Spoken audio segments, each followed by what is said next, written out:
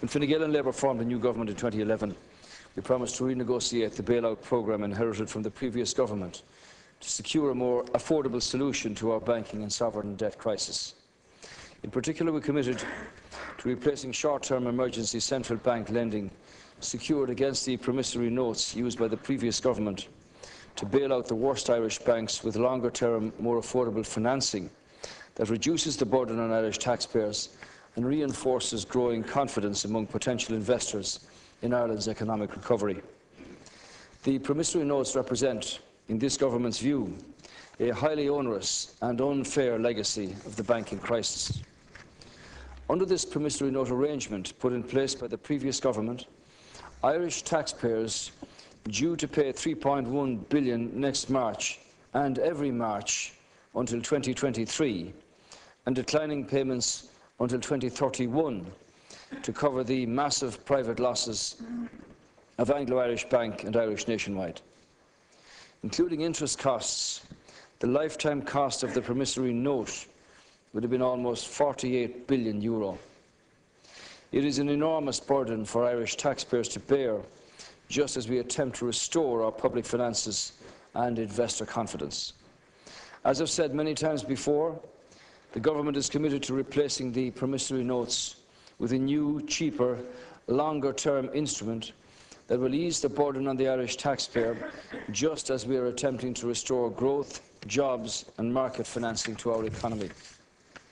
A key element of the restructuring of the promissory notes is the liquidation of the Irish Bank Resolution Company, or the IBRC, the wind-down vehicle for the former Anglo-Irish Bank and Irish Nationwide Building Society.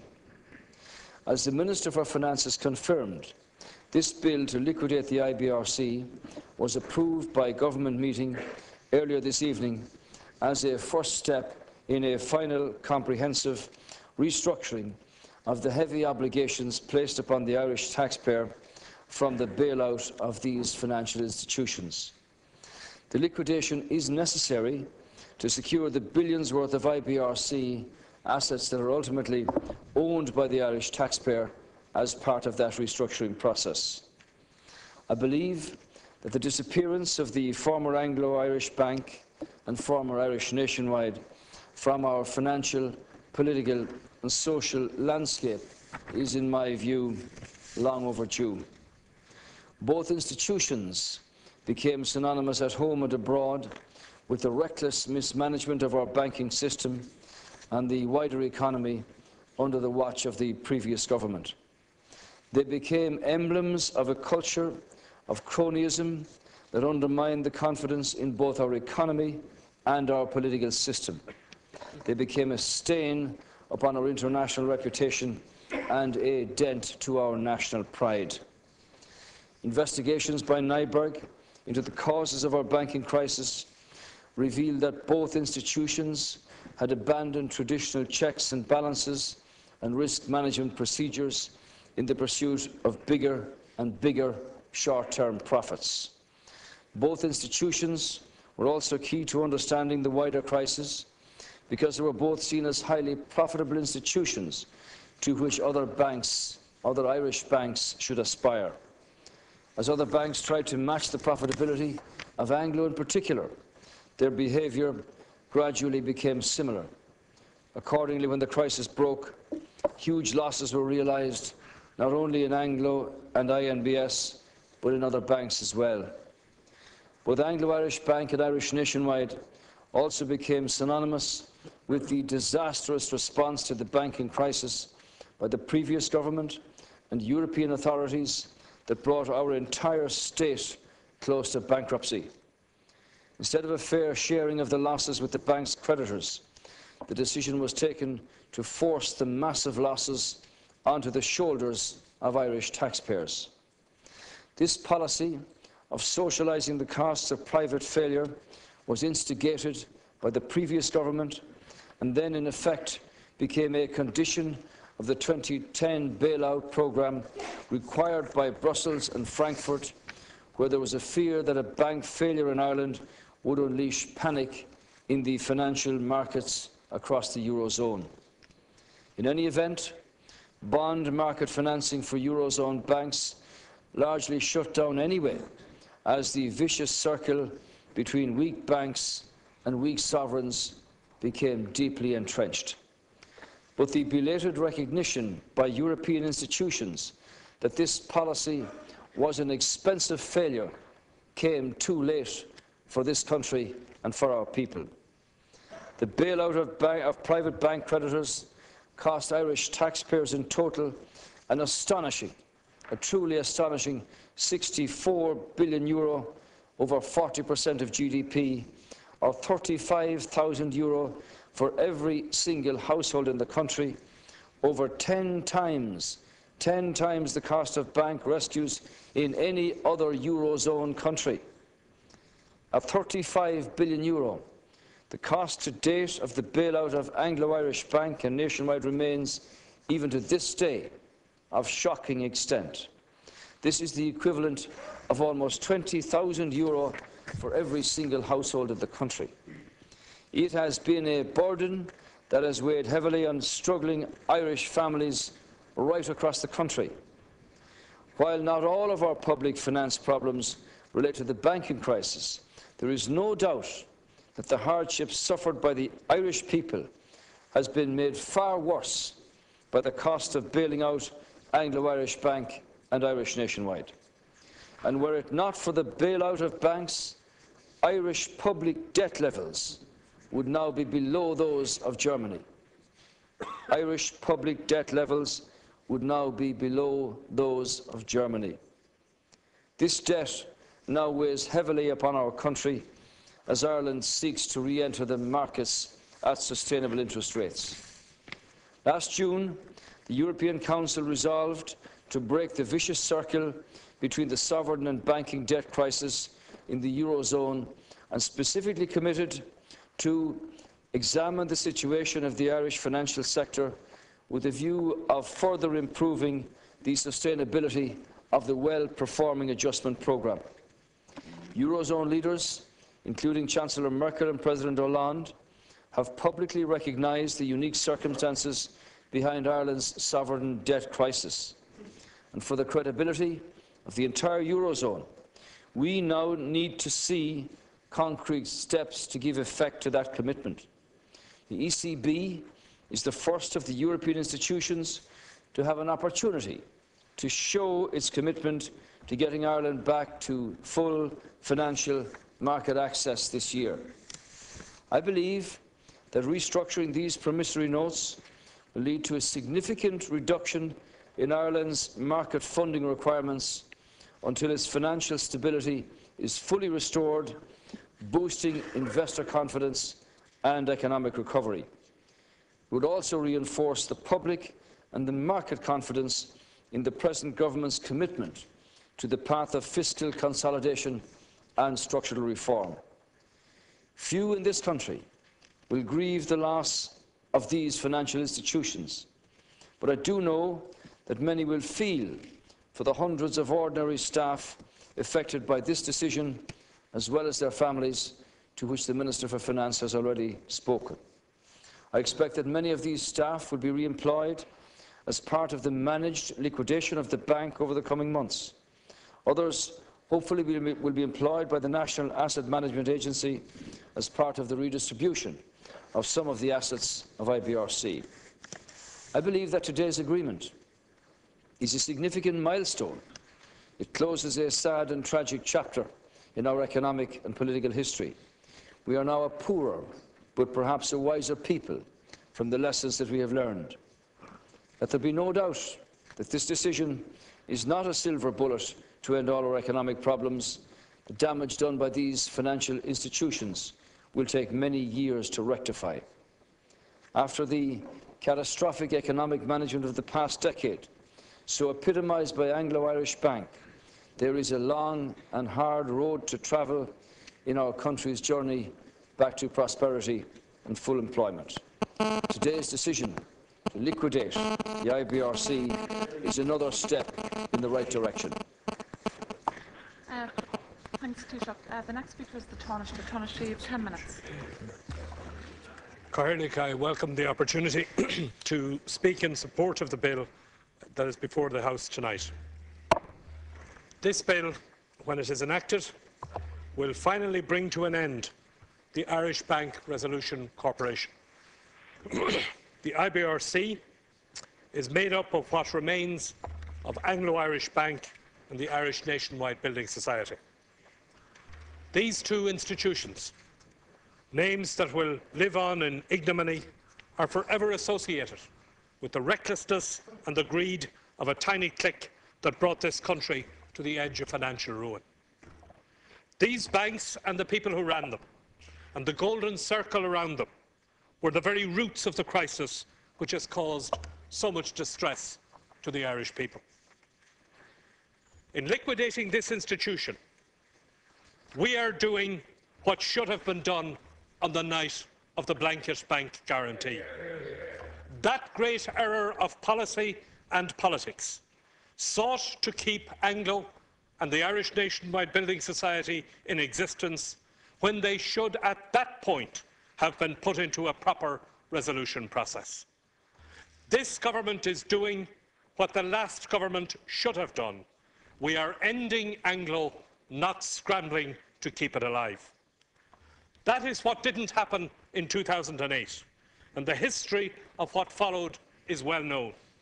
The state took on a risk in giving a blanket guarantee to Anglo and to other banks that it was ultimately unable to bear, and the last government was forced to seek international assistance to sustain the finances of the state.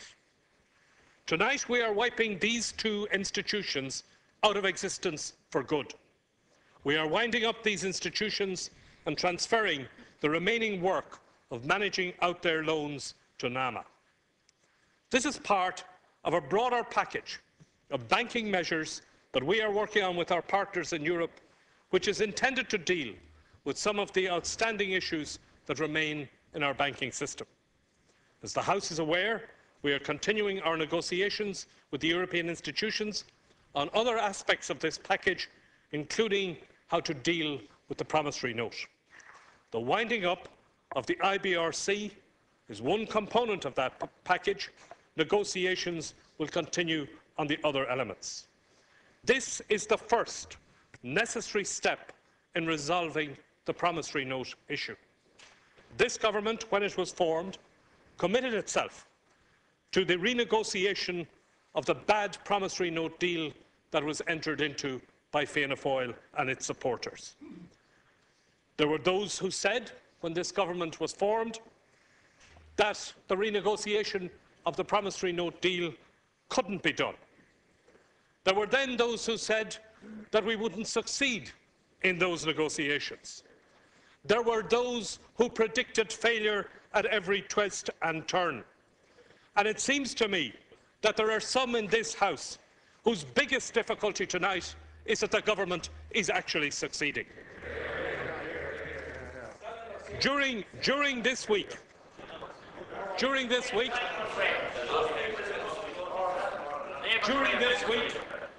a series of rumours began to circulate about the future of the IBRC, which, in the opinion of the government, constituted a potential financial risk. Today, the Minister for Finance took the view that these risks had become too great to sustain. Accordingly, and in line with the contingency plan that has been in place for some time in the Department of Finance, he moved to secure the company, and we are tonight moving to formally provide for its liquidation. This action is necessary in order to secure the value of the assets that it holds. Those assets, which are valued at €12 billion, are being secured in the public interest. I'm conscious, Ceann Comhairle, that this will be an anxious time for the members of the staff of the IBRC. And I acknowledge, and I think every member in this House acknowledge, that no blame rests with the staff who worked in the IBRC. Many of the staff have joined the bank in recent times and have worked diligently to secure the value of its assets in the public interest. It has, of course, been regrettably necessary to make this announcement in a short notice. It is intended that the majority of those staff will be employed by the liquidator, at least for some time. The Minister for Finance has set out the legal standing of the employees and the protections that are provided for them in law. I want to emphasise, Count Corla, and to reassure the House, and it was a matter raised by Deputy McGrath, that the legal cases which are currently being taken by our IBRC will not be affected by the liquidation. In effect, where legal proceedings are currently being taken by IBRC against borrowers in default, these will now be pursued by NAMA. Moving on the liquidation of the IBRC is of itself an important step in the process of programme exit. It has been the Government's view for some time that eliminating the legacy risk and the possibility of so-called tail risk in IBRC is important in the ongoing process of rebuilding confidence in Ireland, which is a necessary part of programme exit. By eliminating these two most notorious institutions, markets will have a clearer view on this risk. Other steps which have been taken in recent times, including the sale of the contingent capital in the Bank of Ireland and the agreement reached to examine the term extension of European programme loans. As we have taken these steps, we have continued to see the yield on Irish government debt declining towards far more sustainable levels. This bill is another step in that process. It is also part of a wider package of measures that we are negotiating with our European partners, negotiations that will continue and which we hope to bring to a satisfactory conclusion soon. The Irish people have endured great loss and great difficulties at the hands of the bankers who ran these banks. The measures taken to save them were wrong, and the European Union IMF programme of support that followed was, in the view of this government, unfair and unworkable. Since coming to office, we have worked with the Troika and European partners to renegotiate the programme and to redesign it bit by bit, and we are succeeding. Tonight we are taking another important step in that process, and further steps will follow. There is no one step that will right all the wrongs that the Irish people have endured. There is no fairy tale solution that will bring us back to where we ought to be. What we can do, and what we are doing, is patiently negotiating our way through a series of issues, working step by step to deal with the three-legged crisis that we inherited, the crisis in banking, the crisis in the public finances, and in employment. Today is a watershed. The significance of liquidating Anglo-Irish Bank will not be lost on the Irish people. But what is most important is that this is another step forward towards a day that we can finally face forward as a people, when the past can finally recede into the distance, and when Ireland and the Irish people can see the future that they truly deserve. I'm very disappointed, Count Corla, at the contributions that have been made by some members of the opposition. In fairness to Deputy McGrath, he made a thoughtful contribution. The only piece that was missing from the speech was, of course, that what we are doing here is clearing up a mess that was caused by Fianna Fáil in the first place. But I have to say that the contributions of other members of the House were, in fact, quite remarkable. Here we had member after member, whether from Sinn Féin or the various ranges of views that are contained on the opposition benches, people who had spent the last 2 years calling for the liquidation and the winding up of the IBRC.